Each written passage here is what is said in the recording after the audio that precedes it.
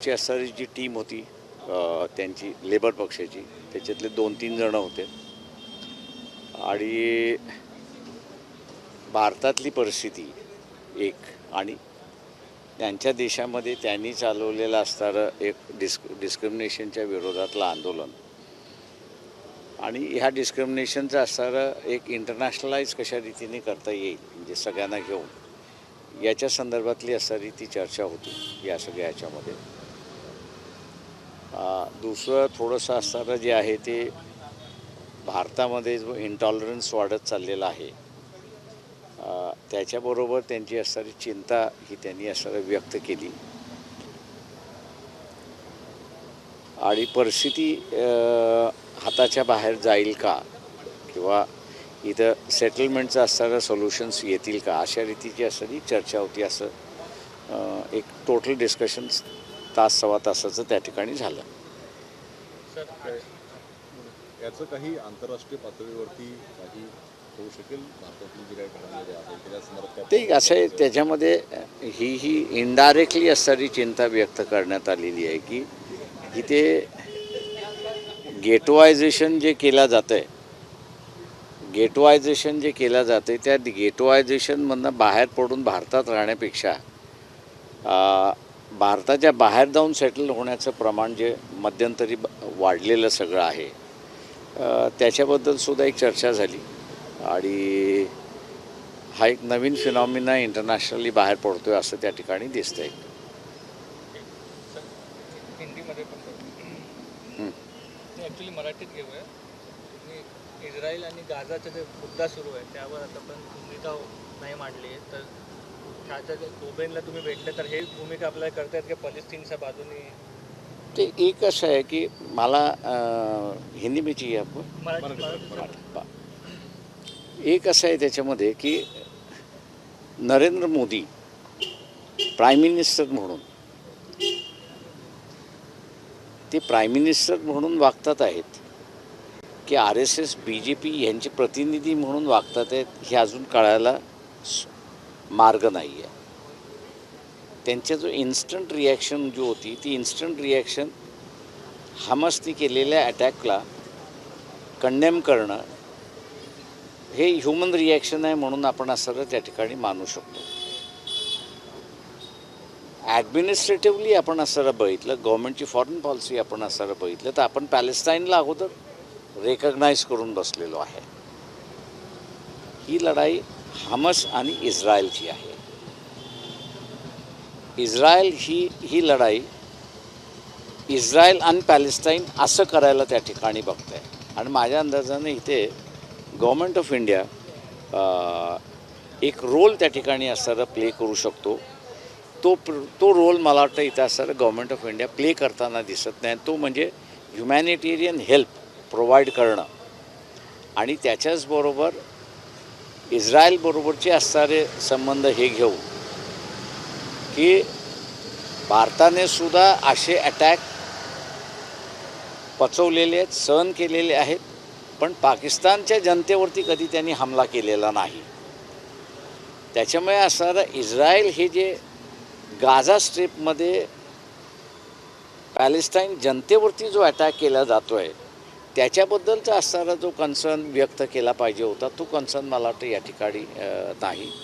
आणि त्याच्यामुळे एक असणारं दिसतं आहे की प्राईम मिनिस्टर एका वेगळ्या वेव्हलेंथवरती आहेत आणि फॉरेन अफेअर डिफेन्स मिनिस्टर जे आहे फॉरेन अफेअर्स अँड डिफेन्स हे जे आहेत हे दोघं वेगळ्या वेव्हलेंथवरती आहेत असं त्या ठिकाणी दिसतं आहे.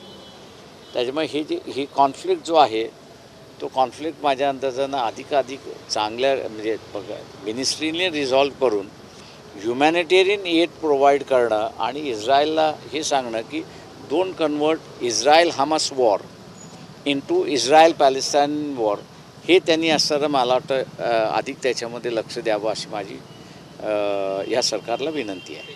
राजकीय प्रश्न आहेत सर. आपल्याशी इंडिया अलायन्सने संपर्क करावा, संवाद करावा हे आपली भूमिका होती. तर आतापर्यंत त्याबाबत काय डेव्हलपमेंट आहे? नाही, अजून काही डेव्हलपमेंट नाही. तुमच्याकडनं काही प्रयत्न? आमच्याकडनं आम्ही थोडी बॉल सेटर आहोत. आम्ही असं ॲट दी रिसिविंग एंडवाले आहोत. त्याच्यामुळे रिसिविंग एंडवाले कधीही स्टार्टर बनत नाही.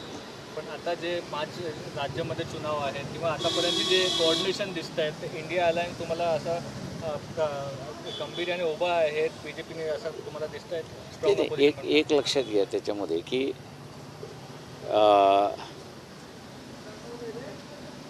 मध्य प्रदेशमध्ये 2 आदिवासी ग्रुप आहेत.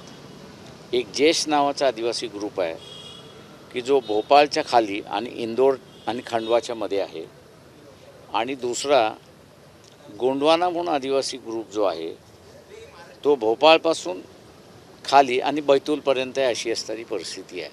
आता यांच्याबरोबर काँग्रेसने समझोता केला आहे का हे पाहणं त्याच्यातलं महत्त्वाचं आहे.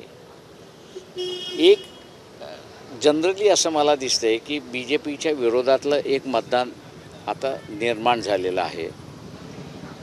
त्याचा बेनिफिट काँग्रेस घ्यायला बघते का, आणि या 2 मी जसं म्हटलं आदिवासी ग्रुपनं जर काँग्रेसने अकोमोडेट केलं नाही तर ते BJPच्या विरोधातलं असणारं सेंटिमेंट जे आहे ते काँग्रेस स्वतःहूनच स्वतःकडे वळून घेण्याची शक्यता त्या ठिकाणी मला दिसते. आणि त्याच्यामुळे 3 डिसेंबरला काउंटिंग संपल्यानंतर रिझल्ट आल्यानंतर रिॲक्शन्स काय आहेत त्या मला वाटतं महत्त्वाच्या ठरतील असं मी त्या ठिकाणी मानतो. दुसरा प्रश्न असा आहे की विधानसभा अध्यक्षांवरती ज्या प्रकारे सुप्रीम कोर्टाने तासिरं ओढलेली आहेत, आज पुन्हा कुठेतरी अध्यक्ष आणि मुख्यमंत्र्यांची भेट झाली अशी माहिती समोर ते मी असं म्हणणार आहे की मुख्यमंत्री आणि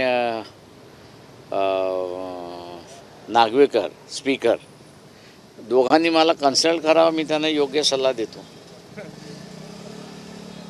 काय सल्ला असेल तुमचा? ते वकील म्हणून सल्ला देईन, त्याच्यामुळे राजकीय नेता म्हणून नाही, वकील म्हणून त्यांना सल्ला देईन. त्यांनी विचारावं मला काय केलं पाहिजे, मी सांगतो त्यांना काय करायचं म्हणून.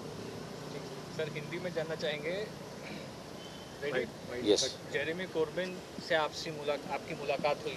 ये मुलाकात इसलिए भी इम्पोर्टेंट है कि इजराइल फलस्तीन पे जो उनके कमेंट्स हैं वो काफ़ी कॉन्ट्रोवर्शियल माने जा रहे हैं. क्या इस मुद्दे पर किस तरह की चर्चा या इस मुद्दे पर इंडिया की भूमिका को लेकर कुछ चर्चा हुई?